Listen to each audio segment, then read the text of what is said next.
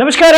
ಉತ್ತರ ಕರ್ನಾಟಕ ನ್ಯೂಸ್ ಬುಲೆಟಿನ್ಗೆ ಸ್ವಾಗತ. ನಾನು ಹನುಮಂತ್ ದೇಶ್ಮುಖ್. ಬನ್ನಿ ಕ್ವಿಕ್ ಆಗಿ ನೋಡೋಣ ಈ ಕ್ಷಣದ ಪ್ರಮುಖ ಸುದ್ದಿಗಳನ್ನ. ಯಾದಗಿರಿಯಲ್ಲಿ ಎಗ್ಗಿಲ್ಲದೆ ಸಾಗ್ತಾ ಇದೆ ಅಕ್ರಮ ಮರಳು ದಂಧೆ. ಕೃಷ್ಣಾ ನದಿಯ ಒಡಲನ್ನ ಬಗೆದು ಅನಾಧಿಕೃತವಾಗಿ ಮರಳು ದಂಧೆಯನ್ನ ನಡೆಸ್ತಾ ಇದ್ದಾರೆ ಖದೀಮರು. ಇನ್ನು ಯಾದಗಿರಿ ಜಿಲ್ಲೆಯ ಸುರಪುರ ತಾಲೂಕಿನ ಸೂಗೂರು, ಹೆಮ್ಮಟಗಿ, ಶೆಳ್ಳಗಿ, ಮುಷ್ಟಗಿ ಗ್ರಾಮದ ಕೃಷ್ಣಾ ನದಿಯಲ್ಲಿ ಅಕ್ರಮ ಮರಳು ದಂಧೆಯನ್ನ ನಡೀತಾ ಇದೆ. ಇನ್ನು ಅಕ್ರಮ ಮರಳು ದಂಧೆ ಮೇಲೆ ಅಧಿಕಾರಿಗಳು ದೊಡ್ಡ ಮಟ್ಟದಲ್ಲಿ ದಾಳಿಯನ್ನ ಮಾಡಿದ್ದಾರೆ. ಮೊಟ್ಟ ಮೊದಲ ಬಾರಿಗೆ ದೊಡ್ಡ ಪ್ರಮಾಣದಲ್ಲಿ ದಾಳಿಯನ್ನ ಮಾಡಿದ್ದಾರೆ.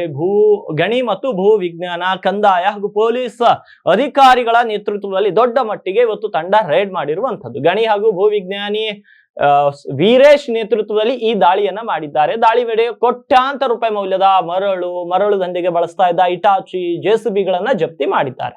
67,000 ಮೆಟ್ರಿಕ್ ಟನ್ ಮರಳನ್ನ ಜಪ್ತಿ ಮಾಡಿದ್ದಾರೆ. 5,69,00,000 ರೂಪಾಯಿ ಮೌಲ್ಯದ ಭಾರಿ ಪ್ರಮಾಣದ ಮರಳನ್ನ ಜಪ್ತಿ ಮಾಡಿದ್ದಾರೆ. 20ಕ್ಕೂ ಹೆಚ್ಚು ಹಿಟಾಚಿಗಳು, ಜೆಸಿಬಿಗಳನ್ನ ಜಪ್ತಿ ಮಾಡಿದ್ದಾರೆ. ಅಧಿಕಾರಿಗಳ ದಾಳಿ ವೇಳೆ ಮರಳು ದಂಧೆಕೋರರು ಎಸ್ಕೇಪ್ ಆಗಿದ್ದಾರೆ. ಸುರಪುರ ಪೊಲೀಸ್ ಠಾಣೆಯಲ್ಲಿ ಒಟ್ಟು 3 ಪ್ರತ್ಯಕ್ಷ ಕೇಸ್ಗಳು ಕೂಡ ದಾಖಲಾಗಿರುವಂತದ್ದು. ಒಟ್ಟು 16 ಜನರ ವಿರುದ್ಧ ಕೇಸನ್ನ ದಾಖಲು ಮಾಡಿದ್ದಾರೆ. ಇನ್ನು ಯಾದಗಿರಿ ಜಿಲ್ಲೆಯಲ್ಲಿ ಭಾರಿ ಪ್ರಮಾಣದ ಮರಳು ದಂಧೆ ನಡೀತಾ ಇತ್ತು. ಅದರ ಮೇಲೆ ರೈಡ್ ಅನ್ನು ಮಾಡಿದ್ರು ಇವತ್ತು ಅಧಿಕಾರಿಗಳು. ಅದಕ್ಕೆ ಸಂಬಂಧಪಟ್ಟ ಹಾಗೆ ಮರಳುಗಾರಿಕೆ ಅಡ್ಡೆ ಮೇಲೆ ದಾಳಿಯ ವಿಚಾರವಾಗಿ ಗಣಿ ಮತ್ತು ಭೂ ವಿಜ್ಞಾನ ಇಲಾಖೆ ಅಧಿಕಾರಿ ವೀರೇಶ್ ಒಂದಿಷ್ಟು ಮಾಹಿತಿಯನ್ನ ತಿಳಿಸಿದ್ದಾರೆ. ಯಾದಗಿರಿ ಜಿಲ್ಲೆಯ ಸುರಪುರ ತಾಲೂಕಿನ ಸೂಗೂರು, ಹೆಮ್ಮಡಿಗಿ, ಮುಷ್ಟಗಿ ಮತ್ತು ಶೇಳಗಿ ಸೇರಿದಂತೆ ಇನ್ನಿತರ ಕೃಷ್ಣಾ ನದಿಯಲ್ಲಿ ಅನಾಧಿಕೃತವಾಗಿ ಮರಳುಗಾರಿಕೆ ಮಾಡುವ ಬಗ್ಗೆ ಸಾರ್ವಜನಿಕರಿಂದ ದೂರು ಬಂದಿದ್ವು. ಯಾದಗಿರಿ ಡಿಸಿ ಅವರ ಮಾರ್ಗದರ್ಶನದಂತೆ ಕಂದಾಯ, ಗಣಿ ಮತ್ತು ಪೊಲೀಸ್ ಅಧಿಕಾರಿಗಳ ತಂಡ ನೇತೃತ್ವದಲ್ಲಿ ದಾಳಿಯನ್ನ ಮಾಡಲಾಗಿದೆ. ಒಟ್ಟು 6 ಕೋಟಿ ರೂಪಾಯಿ ಮೌಲ್ಯದ ವೆಚ್ಚದ ಮರಳನ್ನ ಜಪ್ತಿ ಮಾಡಲಾಗಿದೆ. ಹಿಟಾಚಿ ಹಾಗೂ ಜೆಸಿಬಿಗಳನ್ನು ಕೂಡ ಜಪ್ತಿ ಮಾಡಲಾಗಿದೆ ಅಂತ ಅಧಿಕಾರಿ ವೀರೇಶ್ ಅವರು ತಿಳಿಸಿದ್ದಾರೆ. ಹಾಗಿದ್ರೆ ವೀರೇಶ್ ಅವರು ಏನ್ ಹೇಳಿದ್ರು, ಬನ್ನಿ ಕ್ವಿಕ್ ಆಗಿ ನೋಡೋಣ. ಸರ್, ಈಗ ಯಾದಗಿರಿ ಜಿಲ್ಲೆಯ ಸುರಪುರ ತಾಲೂಕಿನ ಏನು ಕೃಷ್ಣಾ ನದಿ ವ್ಯಾಪ್ತಿಯಲ್ಲಿ ಶೆಳಗಿ, ಮುಷ್ಟಳ್ಳಿ, ಸೂಗೂರು, ಹೆಮ್ಮಡಿಗಿ, ಚೌಡೇಶ್ವರ, ಕರ್ನಾಳ ಏನು ಗ್ರಾಮಗಳ ವ್ಯಾಪ್ತಿಯಲ್ಲಿ ಅನಧಿಕೃತವಾಗಿ ಮರಳು ಗಣಿಗಾರಿಕೆ ಆಗುತ್ತಿದೆ ಅಂತೇಳಿ ಸಾರ್ವಜನಿಕರಿಂದ ಹಾಗೂ ಎಲ್ಲ ಗ್ರಾಮಸ್ಥರಿಂದ ಕೂಡ ತುಂಬ ದೂರಗಳು ಬರ್ತಿದ್ವು. ಆ ಉದ್ದೇಶದಿಂದ ನಾವು ಮತ್ತು ಗಣಿ ಮತ್ತು ಭೂಮಿ ಇಲಾಖೆ ವತಿಯಿಂದ ಹಾಗೂ ಕಂದಾಯ ಇಲಾಖೆಯಿಂದ, ಪೊಲೀಸ್ ಇಲಾಖೆಯಿಂದ ಜಂಟಿಯಾಗಿ ಕಾರ್ಯಾಚರಣೆ ಕೈಗೊಂಡು ಒಂದು ಶೆಳಗಿ ಗ್ರಾಮದ ವ್ಯಾಪ್ತಿಯಲ್ಲಿ 6 ಇಟಾಚಿ ಯಂತ್ರಗಳನ್ನು ಸೀಸ್ ಮಾಡಿದ್ದೀವಿ. ನಂತರ 8,000 ಮೆಟ್ರಿಕ್ ಟನ್ ಅಕ್ರಮ ದಾಸ್ತಾನು ಮರಳನ್ನು ಜಪ್ತಿಪಡಿಸಿಕೊಂಡು ಸರ್ಕಾರಿ ಕಾಮಗಾರಿಗಳಿಗೆ ಉಪಯೋಗಿಸಲಿಕ್ಕೆ ನಾವು ಪ್ರಕರಣ ದಾಖಲಿಸಿದ್ದೀವಿ. ನಂತರ ಅದೇ ರೀತಿಯಾಗಿ ಮುಷ್ಟಳ್ಳಿ ಗ್ರಾಮದಲ್ಲಿ ಕೂಡ 47,500 ಮೆಟ್ರಿಕ್ ಟನ್ ಸ್ಯಾಂಡ್ ಸೀಸ್ ಮಾಡಿದ್ದೀವಿ. 7 ಇಟಾಚಿ ಯಂತ್ರಗಳನ್ನು ಸೀಸ್ ಮಾಡಿ ಒಂದು FIR ಕೂಡ ದಾಖಲೆ ಮಾಡಿದ್ದೀವಿ. ನಂತರ ಸೂಗೂರು ಹಾಗೂ ಹೆಮ್ಮಡಿಗಿ ಗ್ರಾಮದ ವ್ಯಾಪ್ತಿಯಲ್ಲಿ ಒಂದು 13,500 ಮೆಟ್ರಿಕ್ ಟನ್ ಸ್ಯಾಂಡ್ ಸೀಸ್ ಮಾಡಿ ಒಂದು 8 ಜನರ ವಿರುದ್ಧ ಪ್ರಕರಣ ದಾಖಲೆ ಮಾಡಿದ್ದೀವಿ. ಅನಧಿಕೃತವಾಗಿ ಗಣಿಗಾರಿಕೆಯನ್ನು ನಿಯಂತ್ರಣ ಮಾಡೋದಕ್ಕೆ ಪ್ರಕರಣ ದಾಖಲಿಸಿದ್ದೀವಿ. ಒಂದು 5 ರಿಂದ 6 ಕೋಟಿನಷ್ಟು ಸರ್ಕಾರಕ್ಕೆ ಲಾಸ್ ಆಗೋದನ್ನು ತಡೆಗಟ್ಟುವಲ್ಲಿ ಪ್ರಯತ್ನ ಮಾಡಿದ್ದೀವಿ. ಮರಳಿಂದ ಒಂದು 6 ಕೋಟಿ ಆಗುತ್ತೆ ಅಂದಾಜು. ದಾಸ್ತಾನು ಮಾಡಿದರು, ಅದನ್ನು ಸೀಸ್ ಮಾಡಿಕೊಂಡು ಸರ್ಕಾರಿ ಕಾಮಗಾರಿಗಳಿಗೆ ಉಪಯೋಗಿಸುವಂಥ ಪ್ರಕರಣವನ್ನು ದಾಖಲಿಸಿ ಮಾಡಿದ್ದೀವಿ. ಅಧಿಕೃತವಾಗಿ ಅಂದರೆ ಅಟ್ಟಿ ಚಿನ್ನದ ಗಣಿಗೆ ಸೂಗೂರು ಮತ್ತು ಹೆಮ್ಮಡಿಗಿ, ಚೌಡೇಶ್ವರಗಳಲ್ಲಿ 3 ಪಾಯಿಂಟ್ ಅವ್ರಿಗೆ ಕೊಟ್ಟಿದ್ದೀವಿ. ಟೆಂಡರ್ ಆಗಿದ್ದು ಕೊಟ್ಟಿದ್ದೀವಿ, ರಿಸರ್ವ್ ಮಾಡಿ. ಈಗ ಇದೇ ರೀತಿಯಾಗಿ ಅನಧಿಕೃತವಾಗಿ ಮಾಡ್ತಿರೋ ಕಳೆದ 1 ತಿಂಗಳಿಂದ ಅವು ಕೂಡ ಬಂದಿದ್ದಾವೆ. ಅಧಿಕೃತವಾಗಿ ಮಾಡುವಂಥವರನ್ನು ತಡೆಗಟ್ಟಕ್ಕೆ ಪ್ರಕರಣ ದಾಖಲಿಸಿದ್ದೀವಿ ಸರ್.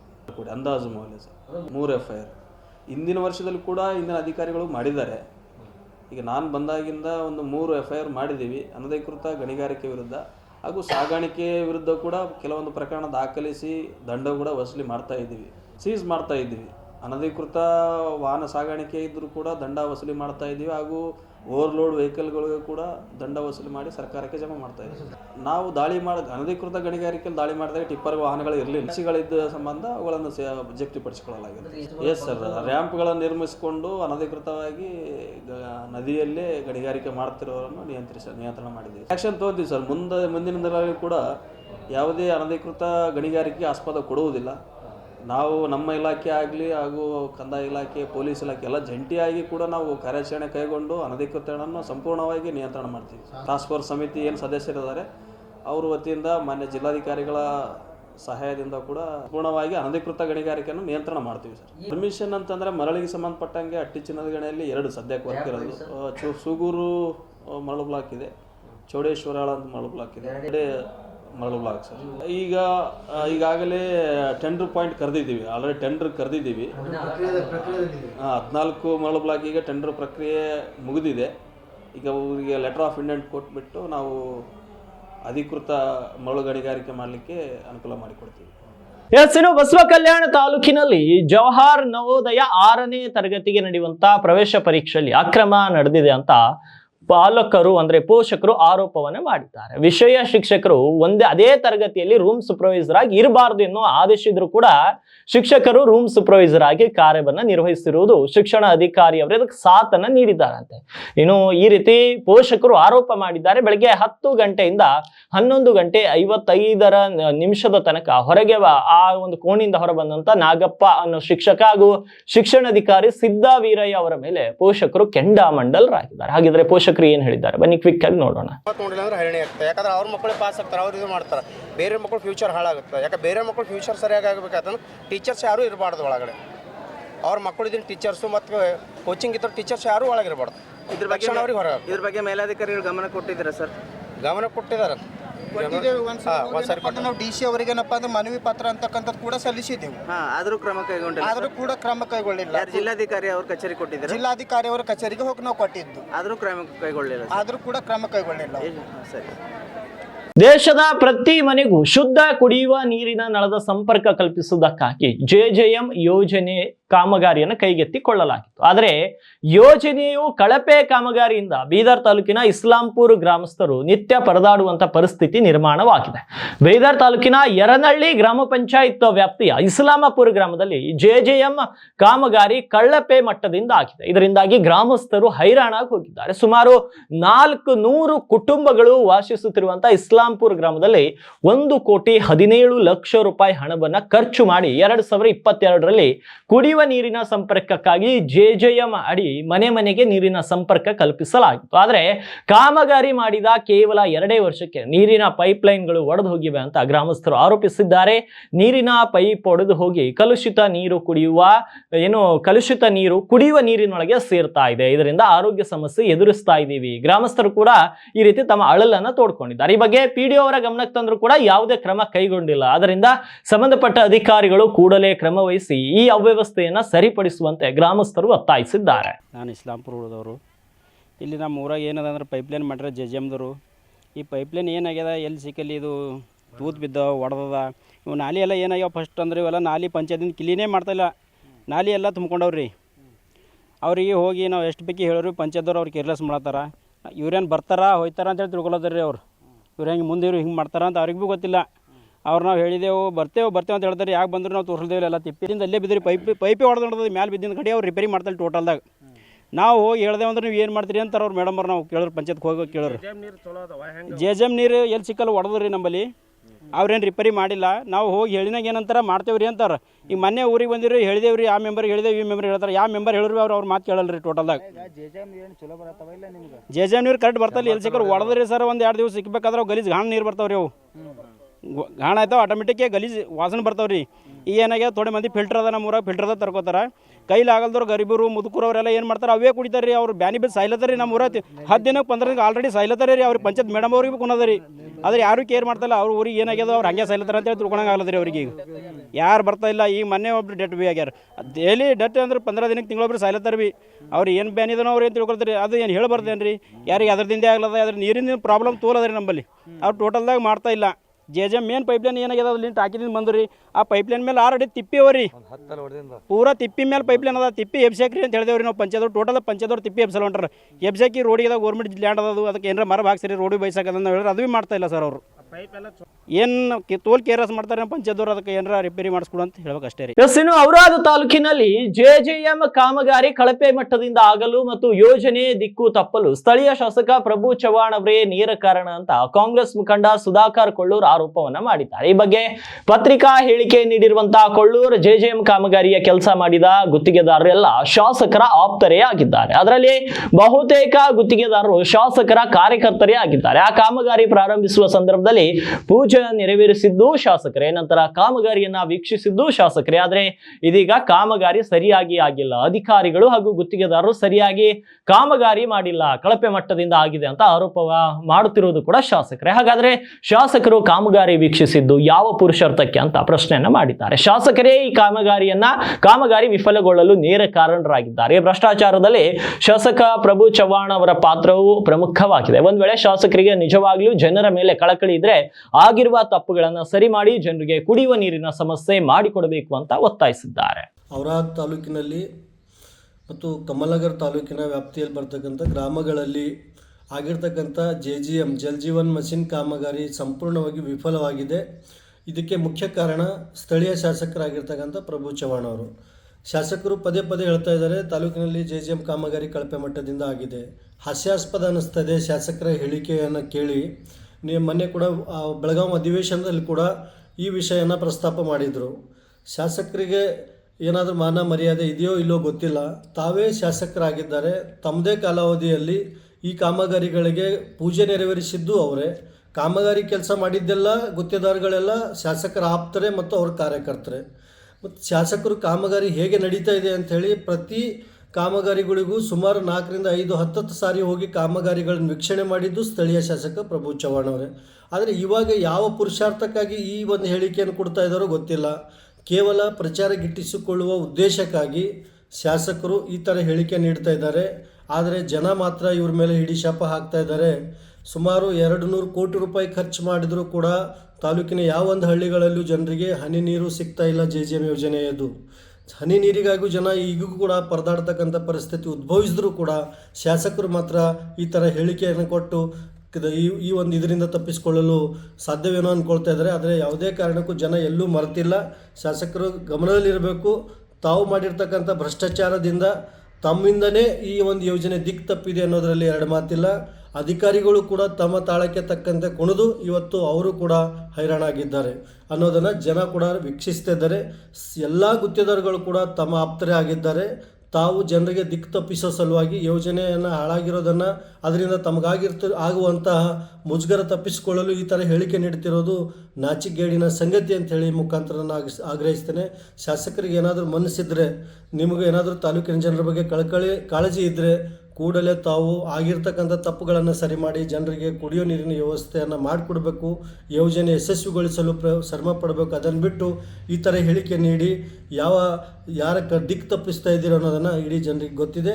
ಹಾಗಾಗಿ ಕೂಡಲೇ ಶಾಸಕರು ಈ ಥರ ಹೇಳಿಕೆ ನೀಡೋದನ್ನು ನಿಲ್ಲಿಸಿ, ರಾಜಕೀಯ ಮಾಡೋದನ್ನು ನಿಲ್ಲಿಸಿ ಕೂಡಲೇ ಜನರಿಗೆ ಕುಡಿಯೋ ನೀರಿನ ವ್ಯವಸ್ಥೆ ಮಾಡಿಕೊಡ್ಬೇಕಂತೇಳಿ ಈ ಮುಖಾಂತರ ನಾನು ಆಗ್ರಹಿಸ್ತೇನೆ. ಎಸ್, ಇದು ಉತ್ತರ ಕರ್ನಾಟಕ ನ್ಯೂಸ್ ನ ಬಿಗ್ ಇಂಪ್ಯಾಕ್ಟ್. ನಮ್ಮ ವರದಿಯ ಬೆನ್ನಲ್ಲೇ ತಾಂಡಾಕ್ಕೆ ಹೋಗಿದ್ದಾರೆ ಅಧಿಕಾರಿಗಳು. ನಮ್ಮ ವರದಿ ಬಳಿಕ ತಾಂಡಾಕ್ಕೆ ಭೇಟಿ ನೀಡಿ ಪರಿಶೀಲನೆಯನ್ನ ನಡೆಸಿದ್ದಾರೆ. ತಾಲೂಕ್ ಪಂಚಾಯತ್ನ AD ಸಂಜಯ್ ಕುಮಾರ್ ರಿಪೇರಿಯಲ್ಲಿದ್ದ ಮೋಟಾರ್ ಅನ್ನ ದುರಸ್ತಿಗೊಳಿಸಿ ನೀರು ಪೂರೈಕೆ ಮಾಡಲು ಮುಂದಾಗಿದ್ದಾರೆ. ಕುಡಿಯುವ ನೀರಿನ ತೊಂದರೆ ಆಗದಂತೆ ನಿಗಾ ವಹಿಸುವಂತೆ PDOಗೆ ಖಡಕ್ ಸೂಚನೆಯನ್ನ ನೀಡಿದ್ದಾರೆ. JJ ಮೂಲಕ ತಾಂಡಾಗೆ ಸಮರ್ಪಕ ಕುಡಿಯುವ ನೀರು ಪೂರೈಸುವಂತೆ ನಿರ್ದೇಶನವನ್ನ ನೀಡಿದ್ದಾರೆ. ಇಸ್ಲಾಂಪುರ್ ತಾಂಡಾದಲ್ಲಿನ ನೀರಿನ ಸಮಸ್ಯೆ ಬಗ್ಗೆ ಸುದ್ದಿಯನ್ನ ಬಿತ್ತರಿಸಿತ್ತು ನಿಮ್ಮ ಉತ್ತರ ಕರ್ನಾಟಕ ನ್ಯೂಸ್. ಸುದ್ದಿ ಬಿತ್ತರಿಸಿದ್ದು ಅಷ್ಟೇ ಅಲ್ಲದೆ ಸಮಸ್ಯೆ ಬಗೆಹರಿಯುವವರೆಗೂ ಕೂಡ ನಿರಂತರವಾಗಿ ಗ್ರಾಮಸ್ಥರ ಜೊತೆ ಸಂಪರ್ಕದಲ್ಲಿತ್ತು ನಿಮ್ಮ ಉತ್ತರ ಕರ್ನಾಟಕ ನ್ಯೂಸ್. ಡಿಸೆಂಬರ್ 9ರಂದು ಕುಡಿಯುವ ದಿನ ಬಳಕೆಗೆ ಬೇಕಾಗುವ ನೀರಿನ ಸಮಸ್ಯೆ ಬಗ್ಗೆ ಉತ್ತರ ಕರ್ನಾಟಕ ನ್ಯೂಸ್ ಕಂಪ್ಲೀಟ್ ವರದಿಯನ್ನ ಬಿತ್ತರಿಸಿತ್ತು ಮತ್ತು ಪ್ರೈಮ್ ಟೈಮ್ ನಲ್ಲಿ ಕೂಡ ಈ ಅಂಶದ ಬಗ್ಗೆ ಚರ್ಚೆಯನ್ನ ನಡೆಸಿತ್ತು. JJM ಪೈಪ್ಲೈನ್ ನಲ್ಲಿ ಬರುವ ನೀರು ನಮಗೆ ಸಾಕಾಗುವುದಿಲ್ಲ, ಶುದ್ಧ ಕುಡಿಯುವ ನೀರಿನ ಘಟಕ ಸ್ಥಾಪಿಸುವಂತೆ ತಾಂಡಾದ ಜನರ ಬೇಡಿಕೆ ಆಗಿತ್ತು. ಈ ಬಗ್ಗೆ ಹಿರಿಯ ಅಧಿಕಾರಿಗಳಿಗೆ ವರದಿ ಸಲ್ಲಿಸಿ ಶೀಘ್ರವೇ ಕ್ರಮ ಕೈಗೊಳ್ಳುವುದಾಗಿ ಹೇಳಿದ್ದಾರೆ ಅಧಿಕಾರಿಗಳು. ಇನ್ನು ಇಸ್ಲಾಂಪುರ್ ತಾಂಡಾ ಜನರಿಗೆ ಭರವಸೆಯನ್ನ ನೀಡಿದ್ದಾರೆ. ನಾವು ಶುದ್ಧ ಕುಡಿಯುವ ನೀರಿನ ಒಂದು ಟ್ಯಾಂಕ್ ಬೇಕು, ಅದನ್ನು ಮಾಡಿಸ್ಕೊಡ್ತೀವಿ ಅಂತ AD ಸಂಜಯ್ ಕುಮಾರ್ ಹೇಳಿದ್ದಾರೆ. ನಿಮ್ಮ ಉತ್ತರ ಕರ್ನಾಟಕ ನ್ಯೂಸ್ ನಿರಂತರವಾಗಿ ಈ ಕುರಿತು ಸುದ್ದಿಯನ್ನ ಬಿತ್ತರಿಸಿತ್ತು. ಕೊನೆಗೂ ಅಧಿಕಾರಿಗಳು ಎಚ್ಚೆತ್ತುಕೊಂಡು ಆ ತಾಂಡಾದ ಜನರಿಗೆ ನೀರು ಒದಗಿಸುವಲ್ಲಿ ಯಶಸ್ವಿ ಆಗಿದ್ದಾರೆ.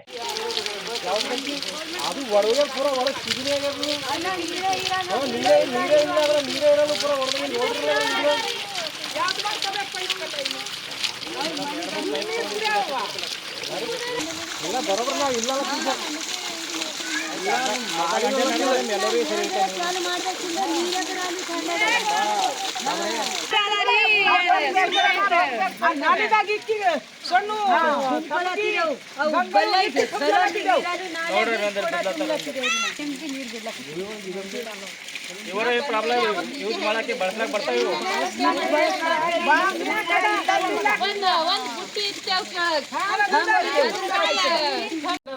ಫಂಕ ಆಗ್ಬೇಕಲ್ಲ ರೀ ಮೇಡಮ್ ದಿನ ನಿಮಗೆ ಹೇಳಿದೇವ್ ನಾವು ಹೇಳಿಲ್ಲ ಅಂತ ಎಲ್ಲ ನಾವು ಇದು ಮಾಡ್ಕೊಂಡು ಹಾಕಿವಿ ನಮ್ಮ ಮನ್ಯಾಗ ಇಲ್ಲ ಪೈಪ್ ಮೇಲೆ ಬಿಡೋದು ಅವಶ್ಯಕತೆ ಐತೆ ಪೈಪ್ ಮೇಲೆ ಬಿಲ್ಡಿಂಗ್ ಬರ್ತದ್ರಿ ಕರ್ಸಿತ್ರಿವಲ್ಲ ಮೇಡಮ್ ಕರ್ಸಿದ್ದು ಕರ್ಸಿ ಹೊಡ್ದೇಕಾರ ಅದು ಪೈಪ್ ಪಾರ್ಸಲ್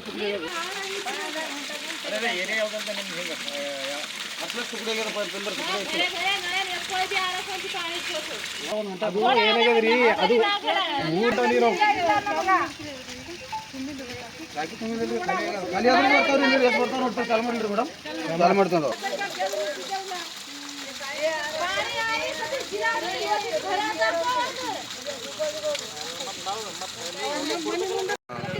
ಹುಮ್ನಾಬಾದ್ ಕೆಮಿಕಲ್ ಹಾಕ್ಬೇಕು ಮೇಡಮ್ ಮಾಡ್ಬೇಕು ಮೇಡಮ್ ಇದು ವೈರ್ ಇದಿಲ್ಲ ಮತ್ತೆ ಹಾಳ್ಬಿ ಆಗಿತ್ತು ಈಗ ನಾಳೆ ಮಾಡ್ತೀನಿ ಮೇಡಮ್ ಕುಡಿಯೋ ನೀರಿನ ಕಡೆಯಿಂದ ನೋಡಿ ಅದೇನು ವ್ಯವಸ್ಥೆ ಇತ್ತು ನಾಳೆಗೆ ಇಲ್ಲೇ ಇದ್ದು ಹೌದು ವಾಲ್ಗಳು ಅದು ಯಾರೋ ವಾಟರ್ ಮ್ಯಾನ್ ಈಗ ವಾಲ್ ಈ ಕಡೆ ಒಂದು ಹಾಫ್ ಆನ್ ಅವರ್ ಈ ಕಡೆ ಬರಪ್ಲೆ ಏನಾರ ವ್ಯವಸ್ಥೆ ಮಾಡ್ಬೇಕಾಗುತ್ತೆ ಅರ್ಧ ಗಂಟೆನೇ ಜಾಸ್ತಿ ಬನ್ನಿ ಕಮ್ಮವ ಒಂದು ಅರ್ಧ ಗಂಟೆ ಒಂದು ಗಂಟೆ ಬರ್ತದೆ ಇದನ್ನು ಪ್ರೆಷರ್ ಬರ್ಬೋದು ಎಲ್ಲ ತೆಳಗೆವ ಎಲ್ಲ 1 ಗಂಟೆ ಬಿಡ್ತಾರೆ ಸಾಬ್ರೆ ಇರಲು ರೀ ಅವಾಗ ವಾಟರ್ ಮ್ಯಾನ್ ಏನು ಕಲ್ತಿಲ್ಲಪ್ಪ ಏನು ಮಾಡ್ತಾನೋ ಮಕ್ಕಳ ಹಕ್ಕುಗಳನ್ನ ರಕ್ಷಿಸುವುದು ಕೇವಲ ಸರ್ಕಾರದ ಜವಾಬ್ದಾರಿ ಮಾತ್ರವಲ್ಲ, ಪ್ರತಿಯೊಬ್ಬ ಗ್ರಾಮಸ್ಥರ ಕರ್ತವ್ಯ ಅಂತ ಜಿಲ್ಲಾ ಪಂಚಾಯತ್ನ ಸಿಇಒ ಡಾಕ್ಟರ್ ಗಿರೀಶ್ ಬದೌಲೆ ತಿಳಿಸಿದ್ದಾರೆ. ಬೀದರ್ ತಾಲೂಕಿನ ಶ್ರೀಮಂಡಲ ಗ್ರಾಮದಲ್ಲಿ ಗ್ರಾಮೀಣ ಅಭಿವೃದ್ಧಿ ಮತ್ತು ಪಂಚಾಯತ್ ರಾಜ್ ಇಲಾಖೆ ಹಾಗೂ ತಾಲೂಕು ಪಂಚಾಯತ್ ಆಶ್ರಯದಲ್ಲಿ ಆಯೋಜಿಸಿದ ಮಕ್ಕಳ ಹಕ್ಕುಗಳ ವಿಶೇಷ ಗ್ರಾಮ ಸಭೆಯನ್ನು ಉದ್ಘಾಟಿಸಿ ಮಾತನಾಡಿದ ಅವರು, ಮಕ್ಕಳ ಸಮಸ್ಯೆಗಳನ್ನು ಆಲಿಸಿ ಅದಕ್ಕೆ ಪರಿಹಾರ ಒದಗಿಸುವ ಕೆಲಸವನ್ನ ಅಧಿಕಾರಿಗಳು ಸರಿಯಾಗಿ ನಿರ್ವಹಿಸಬೇಕು. ಶಾಲೆಗೆ ಕಾಂಪೌಂಡ್, ಶೌಚಾಲಯ, ಆಟದ ಮೈದಾನ ಸೇರಿದಂತೆ ಇತರೆ ಮೂಲಭೂತ ಸೌಕರ್ಯಗಳನ್ನ ಪಡೆಯಬೇಕು ಅಂತ ತಿಳಿಸಿದ್ದಾರೆ. ಮಕ್ಕಳ ವಿಶೇಷ ಗ್ರಾಮ ಸಭೆ ಹಾಗೂ ಅಂಗವಿಕಲರ ಗ್ರಾಮ ಸಭೆಯನ್ನು ಗ್ರಾಮ ಪಂಚಾಯತಿ ವತಿಯಿಂದ ಆಯೋಜನೆ ಮಾಡಿದ್ದಾರೆ. ಅದರಲ್ಲಿ ನಾವು ಭಾಗವಹಿಸ್ತಾ ಇದ್ದೀವಿ. 14 ನವೆಂಬರ್ ಈ ದಿನ ಎಲ್ಲ ಕಡೆ ಮಕ್ಕಳ ದಿನಾಚರಣೆ ಮಾಡ್ತೀವಿ. ಆ ನಿಟ್ಟಿನಲ್ಲಿ ಗ್ರಾಮ ಪಂಚಾಯತಿಲೂ ಕೂಡ ಮಕ್ಕಳದ್ದು ಗ್ರಾಮ ಸಭೆ ಮಾಡಬೇಕು ಅಂತ ಆದೇಶ ಇದೆ. ಎಲ್ಲ ಪಂಚಾಯತಿಯಲ್ಲಿ ಗ್ರಾಮ ಪಂಚಾಯತಿಯಲ್ಲಿ ಮಕ್ಕಳ ಗ್ರಾಮ ಸಭೆ ನಾವು ಮಾಡ್ತಾ ಇದ್ದೀವಿ. ಜೊತೆಗೆ ವಿಶೇಷವಾಗಿ ಮಹಿಳೆಯರ ಗ್ರಾಮ ಸಭೆ ಕೂಡ ನಾವು ಮಾಡ್ತಾ ಇರ್ತೀವಿ. ಅಂಗವಿಕಲರ ಗ್ರಾಮ ಸಭೆ ಕೂಡ ಮಾಡ್ತಾ ಇರ್ತೀವಿ. ಇದರ ಉದ್ದೇಶ ಏನಂದ್ರೆ, ನಮ್ಮ ಮಕ್ಕಳು ನಮ್ಮ ದೇಶದ ಭವಿಷ್ಯರು, ನಾಳೆ ಪ್ರಜೆಗಳು. ಮಕ್ಕಳ ಅಭಿವೃದ್ಧಿಗಾಗಿ ಗ್ರಾಮ ಪಂಚಾಯತಿಯಲ್ಲಿ ಕೂಡ ಸಾಕಷ್ಟು ಅನುದಾನ ಇಡ್ತಾರೆ. ಗ್ರಾಮ ಪಂಚಾಯತಿಯಲ್ಲಿ ಬರುವ ಇನ್ನು ಗದಗ ಜಿಲ್ಲೆಯ ರೈತರಿಂದ ಸಿಎಂ ಸಿದ್ದರಾಮಯ್ಯ ಅವರಿಗೆ ಅದ್ದೂರಿ ಸನ್ಮಾನ ಜರುಗಿದೆ. ಗದಗ ಜಿಲ್ಲೆ ಲಕ್ಷ್ಮೇಶ್ವರದಲ್ಲಿ ನಡೆದಂತಹ ಕಾರ್ಯಕ್ರಮದಲ್ಲಿ ಅದ್ದೂರಿ ಸನ್ಮಾನ ಗೈದಿದ್ದಾರೆ. ಅಲ್ಲಿರುವಂತಹ ಸ್ಥಳೀಯರು ಸಿಎಂ ಸಿದ್ದರಾಮಯ್ಯ ಅವರಿಗೆ ಮೆಕ್ಕೆಜೋಳ ಬೆಂಬಲ ಬೆಲೆ ಖರೀದಿ ಕೇಂದ್ರ ಆರಂಭಿಸಿದ್ದಕ್ಕಾಗಿ ಸನ್ಮಾನವನ್ನ ಮಾಡಿದ್ದಾರೆ ರೈತ ಮುಖಂಡರು. ಲಕ್ಷ್ಮೇಶ್ವರ ಪಟ್ಟಣದಲ್ಲಿ ಮೆಕ್ಕೆಜೋಳಕ್ಕೆ ಬೆಂಬಲ ಬೆಲೆ ಮತ್ತು ಖರೀದಿ ಕೇಂದ್ರ ಆರಂಭಿಸುವಂತೆ ಆಗ್ರಹಿಸಿ ನಡೆದಂತಹ ರೈತರ ಹೋರಾಟಕ್ಕೆ ಇಂದು ಸಿಎಂ ಲಕ್ಷ್ಮೇಶ್ವರಕ್ಕೆ ಆಗಮಿಸಿದ್ದಾರೆ. ಸಿಎಂಗೆ ಸನ್ಮಾನಿಸಿ ಕೃತಜ್ಞತೆಯನ್ನು ಸಲ್ಲಿಸಿದ್ದಾರೆ ರೈತರು. ಸನ್ಮಾನದ ವೇಳೆ ಜೋಡು ಎತ್ತಿನ ಚಕ್ಕಡಿ ನೀಡಿ ಗೌರವಿಸಿದ್ದಾರೆ ಸ್ಥಳೀಯ ರೈತರು. ಇನ್ನು ಗದಗ ಜಿಲ್ಲೆ ಲಕ್ಷ್ಮೇಶ್ವರ ಪಟ್ಟಣದಲ್ಲಿ ನಡೆದಂತ ಕಾರ್ಯಕ್ರಮದಲ್ಲಿ ಈ ರೀತಿ ಆಗಿರುವಂತದ್ದು. ಇವಾಗಿದು ಈ ಕ್ಷಣದ ಪ್ರಮುಖ ಸುದ್ದಿಗಳು. ಮತ್ತೆ ನಾಳೆ ಭೇಟಿಯಾಗ್ತೀನಿ ಮತ್ತೊಂದು ನ್ಯೂಸ್ ಬುಲೆಟಿನ್ ನಲ್ಲಿ.